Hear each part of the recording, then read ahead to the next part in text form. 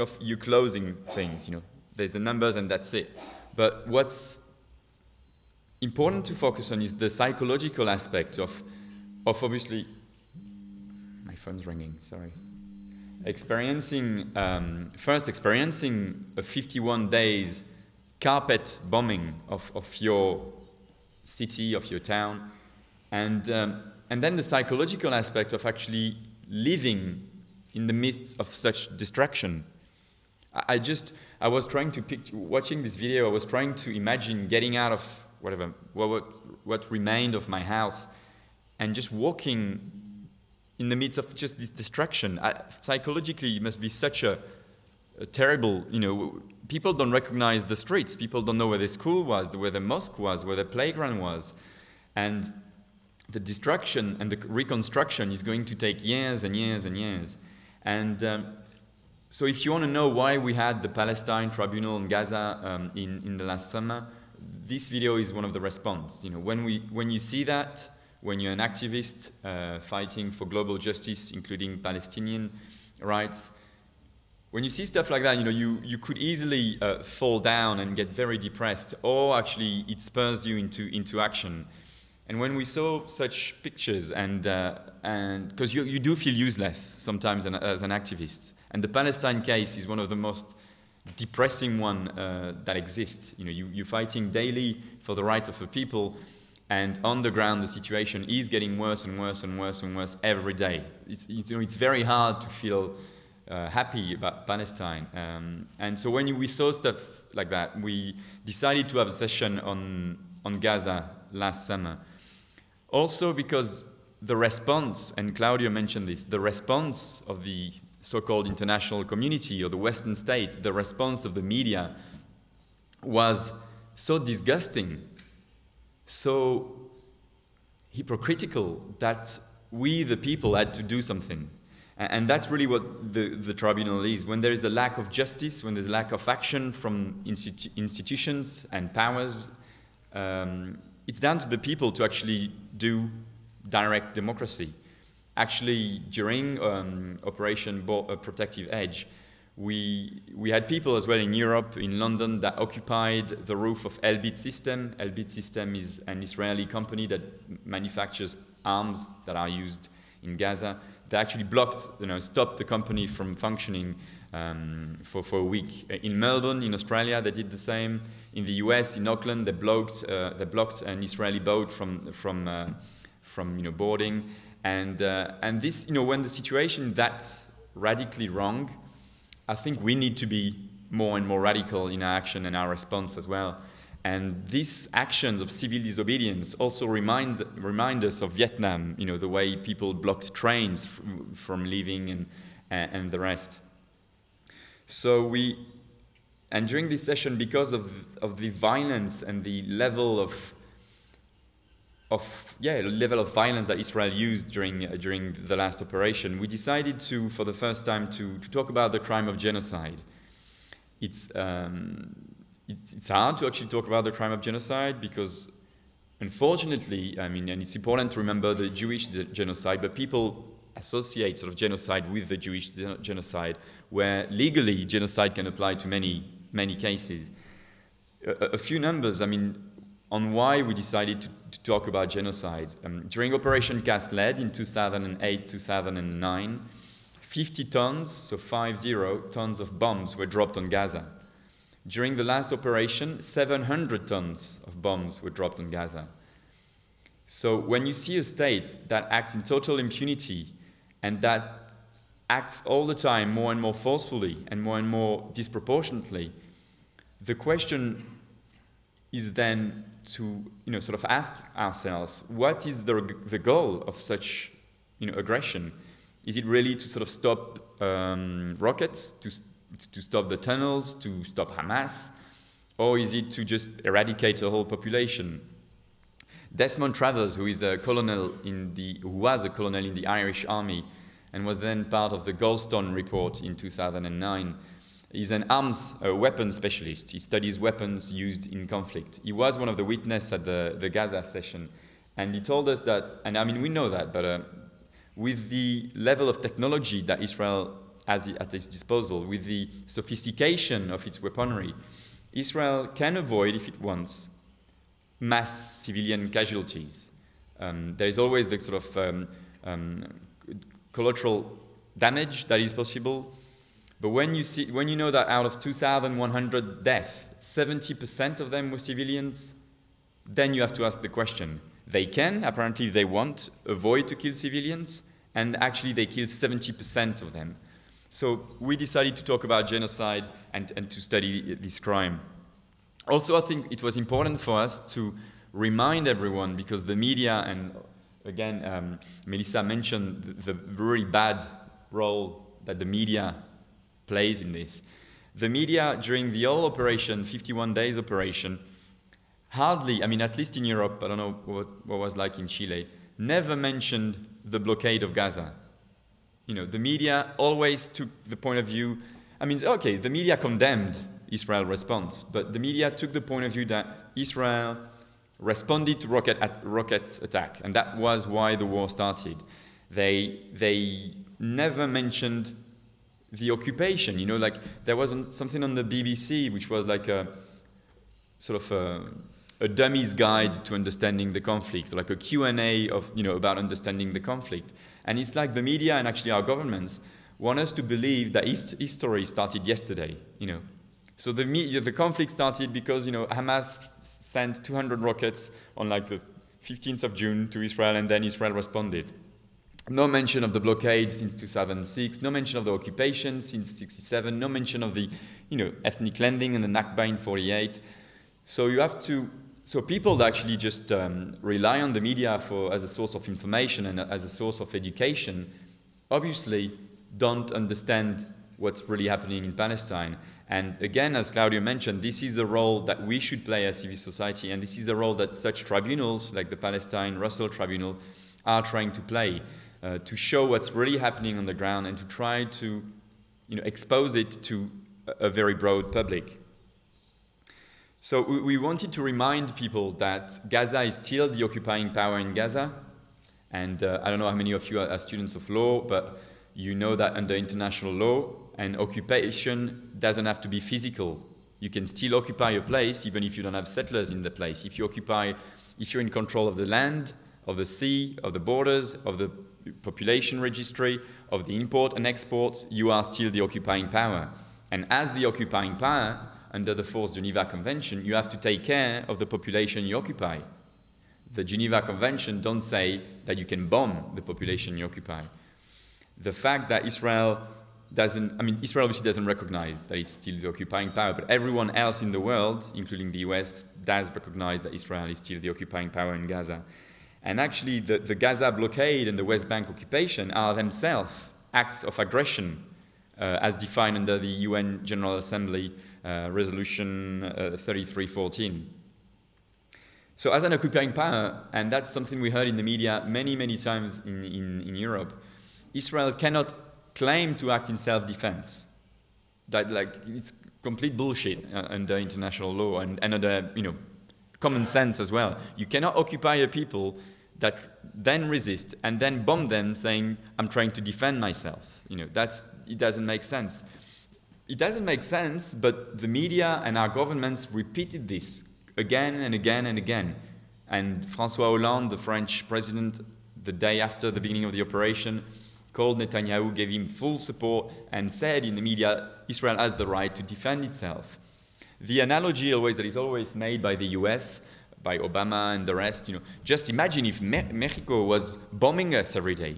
I mean, I think they should bomb the US actually, because, you know, they still occupied, you know, part of, I mean, come on, Santa Monica, Santa Barbara, that's not you know, that's Mexico, you know. But they, you know, what if, you know, if Mexico, what if Quebec or Canada was bombing us every day? You know, we will respond. How stupid, you know. But I mean, when it's, you know, when a lie is repeated enough, people believe it, you know, the stuff. How stupid to say that, you know, because, you know, you again don't talk and you avoid talking about the historical perspective. Palestine is an occupied country. Hamas was created in 1987. You know, Israel kicked out the Palestinians in 1948. Occupied Palestine in 1967. Was everything like nice and rosy for the Palestinians before 87, before Hamas was created? No. Before Hamas was created, Fatah was an terrorist organization. Before Ismail Haniyeh or Khaled Meshal existed, Arafat was a terrorist. So it's very important for us because we hardly have access to mainstream media, but we have access to so many people, as students, as lawyers, as activists, and it's important to do this educational process.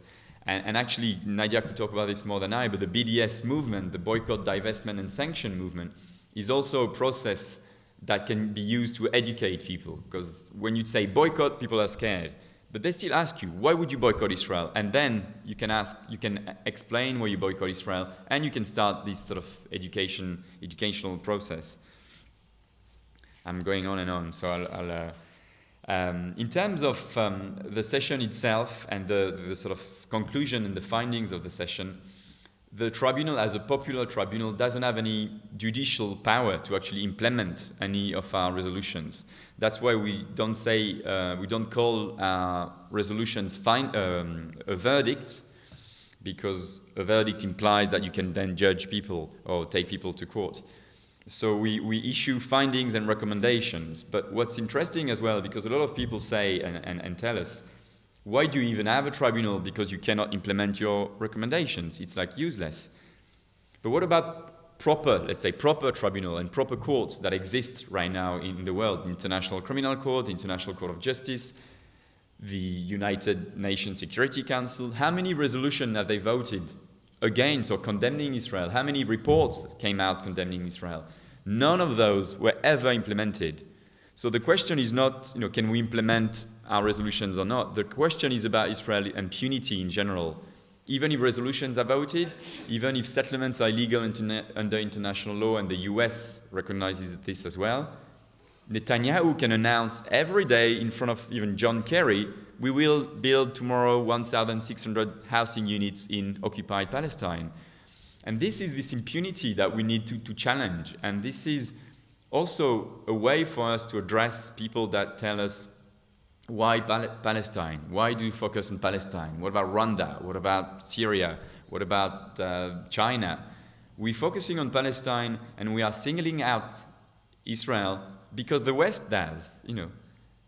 I can't find any other country that actually has been occupying another country for more than 50 years, that has been bombing this country every 2 years, that is violating international law on a daily basis, that gets the welcome that Israeli generals and Israeli presidents or prime ministers get when they come everywhere in the world, pretty much.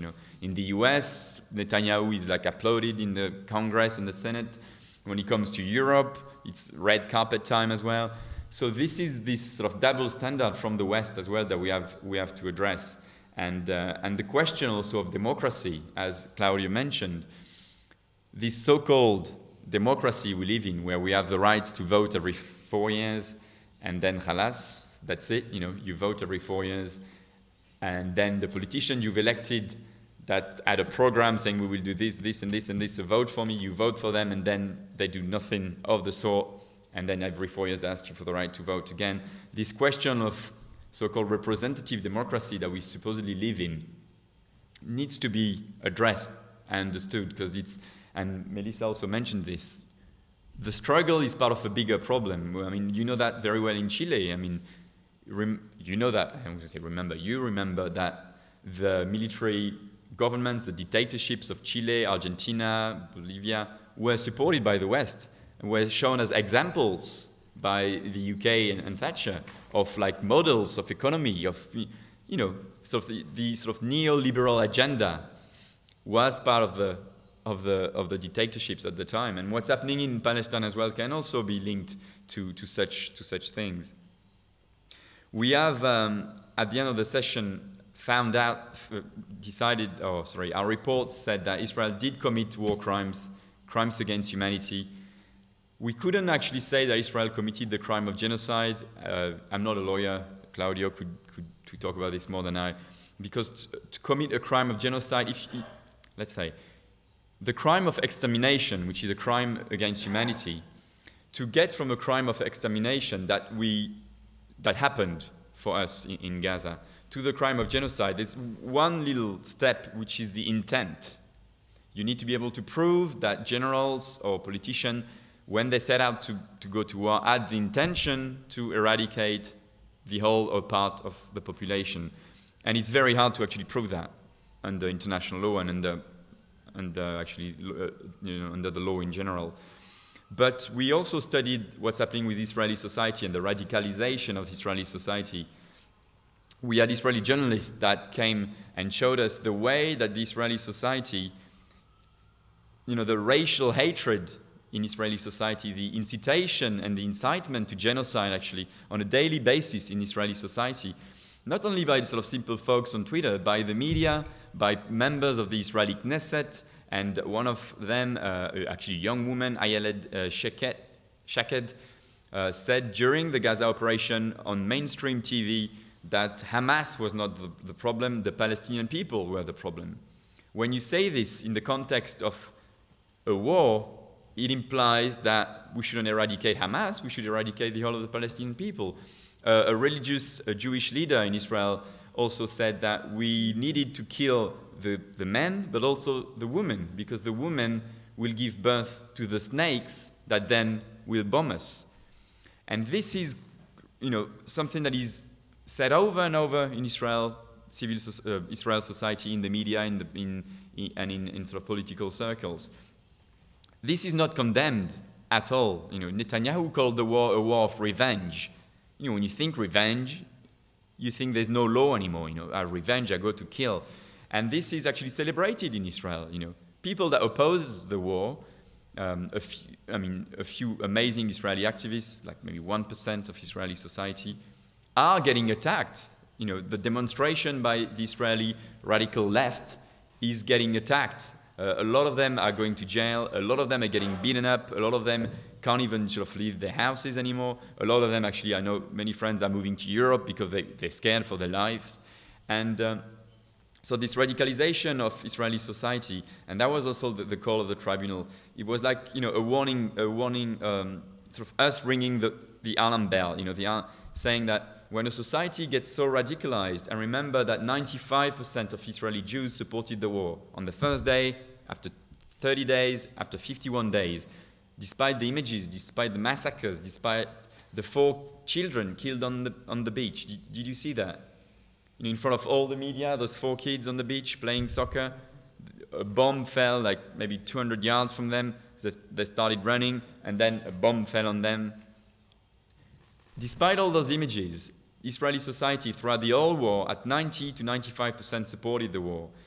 So when a society gets so paranoid and radically racist, it plants the seeds and it gives sort of its army and its politicians carte blanche to do whatever it does. And what Israeli people have told us during the session is that what's going to happen the next time? Because there's going to be a next time. Inshallah, there won't be a next time if we do something very radical and if our politicians wake up from their slumber and act finally. Because what's going to happen next? Again, 50 tons of bombs, Operation Cast Lead, 700 tons of bombs this time. What's going to happen next? Israel is not punished in any way for what it does. So it's like a school bully. If you never punish someone, he's going to continue and do bigger and bigger and bigger things. In terms of actions, media is very important. We need to address the media. We need to challenge the media, and we need to start using a new vocabulary when it comes to Palestine. The media is still stuck with this idea of a conflict which implies, conflict implies sort of equality, or there's 2 parties fighting for the same land. The media always talk about 2 narratives, the narrative of the Israeli Jews and the narrative of the Palestinians. Which narrative is the best? And that's something we need to challenge. The Israel-Palestine is not question is not a conflict.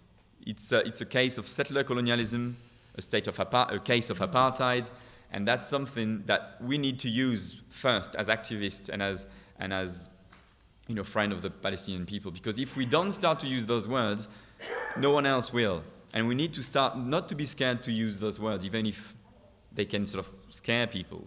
We need to understand that the situation is so bad on the ground that we cannot be scared ourselves. We need to be even more We need to be stronger. The pressure from Israel has to come from outside as well. So it's really down to us, and that's what the BDS call, the Boycott, Divestment, Sanction Call of 2005 asked us to do. They say we've tried armed resistance, we've tried popular and peaceful resistance, we are getting hardly anywhere. We need your help from the outside. Israel is not going to change by itself. People in like the EU that thinks we need to be friends with Israel to then talk Israel into making sense and respecting international law is, again, complete bullshit. We need, no state, no people actually that has privileges has ever renounced its privileges by itself. The case of apartheid South Africa is a very clear one. The apartheid government, apartheid regime didn't wake up one day saying, oh, we're so bad with the black majority, we need to give them rights. They did so because economically, boycott, the armed resistance made them, pushed them into doing that. And that's the case of Israel is a key one as well. And Chile is an example as well. We need to apply very strong pressure on Israel, very strong pressure on our politicians, on the people that are supposedly representing us, to make sure that they talk the talk, because some of them talk the talk. They say what they need to say, but they don't walk the walk. There's the talk, but there's no actions. So we need them to act now, before it's too late. In Chile, there's a lot of. Apparently, most of your military equipment comes from Israel. We had lunch actually. Actually, I didn't have lunch, but we were supposed to have lunch at the parliament on Tuesday, right? And there was a few parliamentarians that were like, "What can we do?" And I love them in a way because they always ask us. It's like they don't know. What can we do? And you tell them, your government is buying arms from Israel. Really? Well, come on, But anyway, they need to act, and they need. A very economic pressure will bear fruit. If Chile tomorrow says we'll put an arms embargo on Israel, Israel will suffer from this, really, big time. So, and the free trade agreement as well, that is now frozen between Chile and Israel, needs to be just, binned. A free trade agreement is bad. Anyway, for most of the people, free trade agreement means 2% of the people are going to become richer, corporations are going to become richer, and us guys are going to become poorer. But anyway, so don't have a free trade agreement, but not with Israel, please. I'm not talking, finally, I do think that Latin America can be an example for the rest of the world, and is actually an example in many ways in terms of social struggles, self-governance, and resistance, and the fact that many countries of Latin America did recall the ambassador to Israel during Gaza, and they were the first one to do so. The fact that Latin American countries were the first one to recognize the state of Palestine are incredibly important steps. They are symbolic, but they're very important.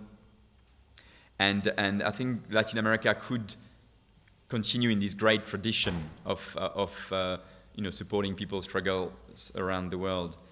The situation is bad on the ground and can seem desperate, but also we have to remember, and some people have more experience than me, that eventually oppressive regimes, oppressive governments, oppressive states have ended and have fallen.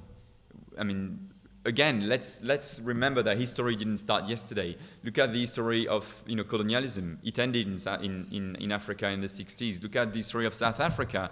And remember that South Africa was a case very similar to Israel. South Africa apartheid government had the full support of the US, full support of the UK, full support of most of Europe, full support of Israel actually.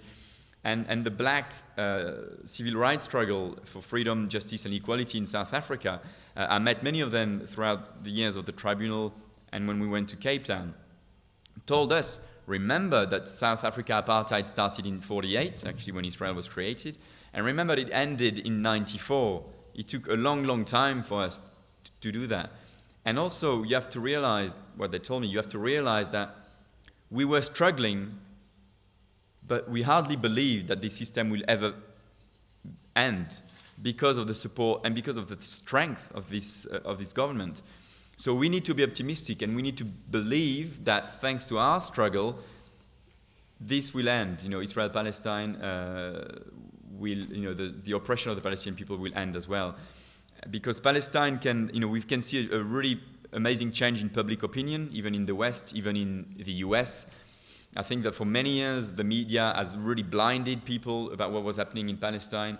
Now, thanks to those horrible things, thanks to Twitter, thanks to Facebook, thanks to YouTube, people have access to other means, of media, and actually people can see what's happening on the ground. You saw that with the huge demonstrations all over Europe and the world during the last operation. Even politically and diplomatically, I think things are slowly moving. Sweden recognizing Palestine, France apparently about to do so, the UK as well. There are symbolic acts, but it's very important, and that really annoys Israel as well.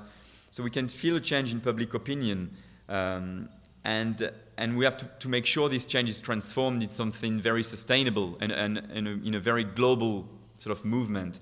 And again, that's why it's crucial, for example, students' movement in Chile to be linked with student movement in the rest of Latin America, in the US, in Europe, because the more we are, obviously, the better chance we have to win. Leilo Basso, who actually one of the founder of the Russell Tribunals, said one day that we are talking about the future of mankind, when abuses of power, serious attacks on the principles of democracy, with dictatorships and oligarchies go on spreading, no country, no man will be able to retain the security of not being condemned one day or another to some form of modern slavery. And that's the thing. The idea of divide and rule, that applies to conflict, but that applies also to people. I'm French. In France, what the government is doing for us to avoid thinking that actually the enemy is the government, they're telling us that the enemy are the Roms, the gypsies. One day they're the gypsies. Another day they'll be the Arabs, from Algeria and Morocco. And we have to step away from this and understand that we, the people, are actually one. And that we, as one people, will be a lot stronger to fight for a better future. Because the bottom line is what we're going through every day, and when we start struggling, together, we are a lot stronger, and it's a very beautiful and exhilarating process. The fact that we are here today, the fact that people from various walks of life, from various political backgrounds, are standing side by side to fight for a common future is something that needs to be celebrated. And this is something we need to use not to feel depressed. Every day, every event, every small victory is a victory that needs to be celebrated. If we focus only on the final victory, on the idea that we will only be happy when Palestine or any other struggling country or people will be free, we will get depressed. If we start seeing life on a daily basis and how beautiful it is, and that the sort of the journey from now to victory is also something very beautiful, we will regain and retain hope, and we should celebrate that, how sort of life is beautiful and how life can be even more beautiful if we're struggling for that. So we need to celebrate sort of human civilization, I think, and we are the fact that we are all one, and we should all fight for everyone. Muchas gracias.